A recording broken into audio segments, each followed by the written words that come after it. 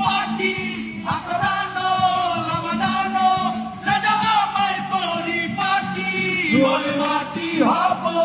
মাটি মাটি কেন করো কান্না কাটি ঘর মাটি হব মাটি